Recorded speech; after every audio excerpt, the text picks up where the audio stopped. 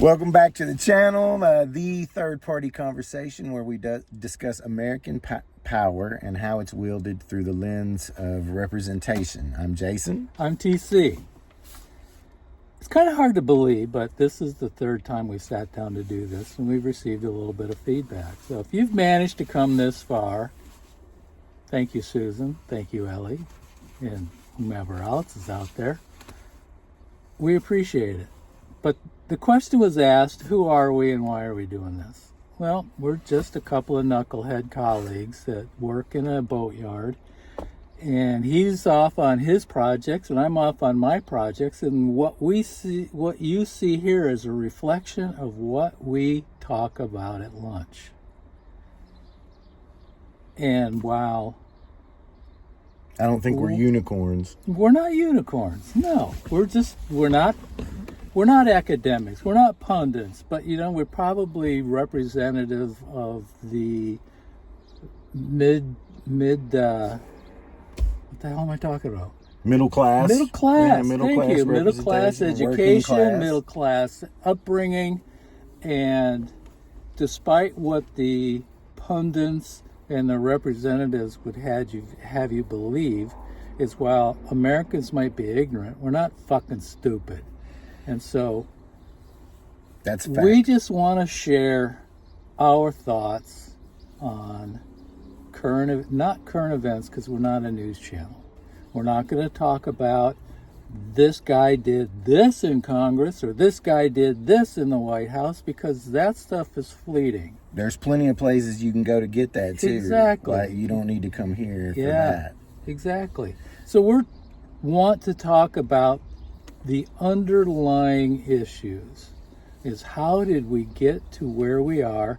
And we're not going to talk about theories and all of that kind of stuff, because what we want to talk about is focus on is how we have gotten lazy, which has allowed Congress to become lazy, and how, because Congress has gotten lazy, we've got other organizations within the government that are not doing their jobs. We all want to change. People don't like how, basically in our opinion, we've been enslaved by a two-party system. The concentration of power, it's a thing that's been happening over time. And last what was it, I guess it was the first video when I said they've turned our politics into a spectator sport. And what I mean by that is a zero-sum game where one side has to win and one side has to lose. And that doesn't bode well for, the people who are trying to work and thrive. Look, the harder we work, the better we do as individuals, the better the country does financially.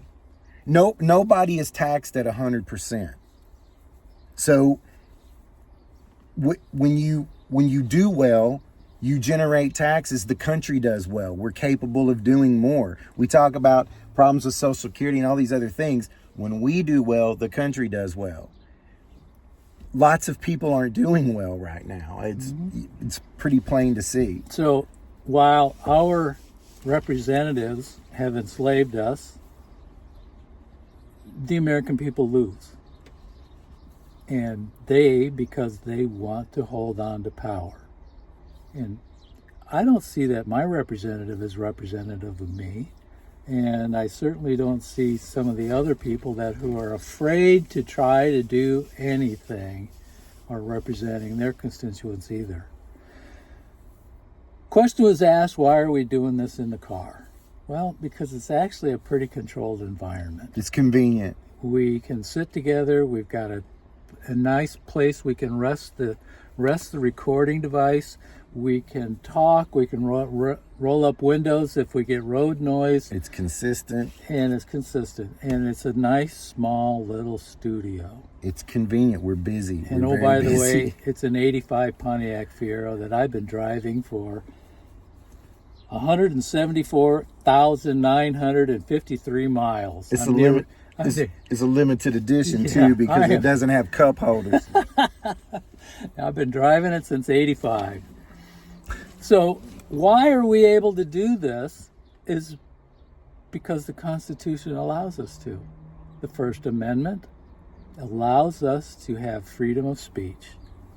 And in other words, there's no degrees hanging on the wall or no big shelf full of books, law books or what, we're not looking for any of that kind of authority to say, hey, listen to us. The authority that we're coming to you with is constitutional. What's the Second Amendment or First Amendment? It's what, the 26th Amendment. It's what else? Yeah. The what? I'm not an amendment expert at this point. Me either. But give us time. Give us time. But you have the authority too. That's the point. We're the American people. And, I don't know. My message to representation is if you want to know what the American people are talking about, show up to the third party conversation. Yeah. I love that part about the no degrees. Yeah, we don't have our bona fides. Okay, I've got one there. Yeah. Yeah, right here. But that's just because I'm a proud Michigan alum. Go Blue. Yeah. So, and that was aimed at some guys from Alabama. And I don't know why Tennessee hates us either. I mean, is it stadium envy? Because you're good. I don't know. I don't know. So, anyway, Jason's got some comments. If you've ever done much motivational reading, book reading, goal setting, there's a phrase or I guess a euphemism where they say, shoot for the moon, and even if you miss, you'll land among the stars. We are aware that this is a moonshot. Like we don't have any preconceived notions like if we're going to start a channel and then representation's going to go, and we're going to make a shit ton of money. Yeah, no, it doesn't. Oh yeah, or that. Like it doesn't. That's not the point. We understand that it's a moonshot. It's a moonshot because people don't give up power.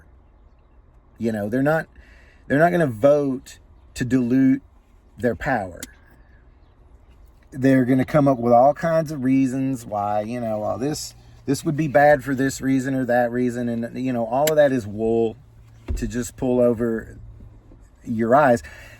The truth is what the things that we're asking for aren't even really that big of a deal. It's mostly just, how we hire and fire these people, having more control over that. It's not the way they do business when they're there, mostly.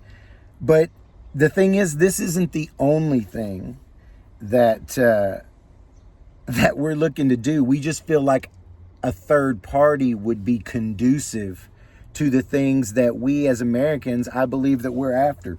We want an end to the very flawed electoral college, very flawed from its inception electoral college system. We want an end to the practice of gerrymandering. If you don't know what that is, do your research. It sounds exactly like it's spelled exactly like it sounds, but it starts with a G. Essentially, it's the practice of politicians picking their voters instead of voters picking their politicians, redrawing the map. If we had a third party, it's kind of hard to bust things up in threes. We want the reversal of Citizens United, a bill that essentially all it does is appropriate words for the wrong meaning. It defines money as speech. Look up speech. It requires vocal cords. If you want to call money communication, maybe, but it's not speech. That law defines corporations as people because they want corporations to have the same rights as people. If you want to compare a corporation to something, you should be comparing it to a vehicle that gets you to a place, not a person. We want to shore up the norms. All of these norms that, what was it Washington said? Unprincipled men will rise. We want a shoring up of these norms, turn them into laws. Why shouldn't the president have to let go of his businesses to become president? We want all representatives. Yeah. How is it everybody. that a representative comes in having nothing and they leave as millionaires? They're only making, what, $175,000 a year? Yeah. term limits for all elected and appointed offices, upper end age limits, limit the power of the presidency at this point. Go back to a time when the president needed more consent of the people to do things. Something that people lose track of is the Constitution was not there to limit the power of the people. It was for the people to limit the power of the government. Bingo. It's restrictions on the government. And the rules of habeas corpus is a restriction on government. Due process is a restriction on government. I think John Adams said that, actually. I said it too. Right. We have to wrangle these employees because they've left our population. And that's something to remember. These people Our are representatives, senators, they receive a W-2. They're salaried. They are our employees. They're employees. And if they were acting like this in a business, wouldn't they get fired? If you had a 23% approval rating from your boss, you probably wouldn't be keeping your job. Would you not be out?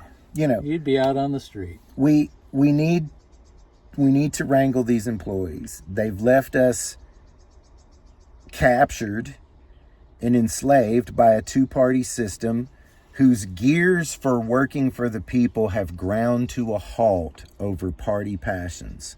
They spend so much time trying to figure out how to keep their job that they've just completely forgotten how to do their job. And we got to bring it in. We got to somehow. It's a moonshot, but we got to rein it in. And in 1962, John F. Kennedy gave a speech at Rice University about a moonshot. And he talked about he talked about how it wasn't just a race against Russia, that it was a huge step for humanity, and that the amount of technology and the amount of scientific breakthroughs that we would encounter along the way would be this massive step for humanity. And in that speech, he talked about the immense hurdles and dangers involved with a moonshot, with trying to send people to the moon. But the words that we all remember that he said in that speech was, "We choose to go to the moon in this decade and do these other things, not because they are easy, but because they are hard." Do you like my... yeah, that's pretty good. It's like, holy shit, who am I sitting next to? John? We do these things. We choose to do the moon and these other things. It wasn't just the moonshot. He was talking about the scientific studies and all these things that would go along with it. We choose to do these things in this decade, not because they are easy, but because they are hard. That's what Americans do. We do things because they are hard. When things rise up, when challenges rise up, and there's things that we sometimes can't see a way around, we choose to do them anyway and get them done. So let's keep it up. What about next week? Next week. We promised freedom, or we teased freedom last week. And it looks like we want to do freedom next week. And so I want to leave you with a thought. Jason asked me this a couple of days ago, actually a couple of weeks ago. What does freedom mean to me? And while I had a ready answer, his answer was completely different from mine. So I want all of you just to ponder, what does the concept of freedom mean to you? And if you haven't yet watched Jeff Daniels' monologue on the first episode, the first 10 minutes of the TV program, the newsroom. Some of the best writing in television ever. America's got freedom. Belgium has freedom. And with that, let's talk about it next week. All right. See you guys. Oh, like, subscribe, tell all your friends, share, Do all of those things. Damn it. Damn it. See you next week.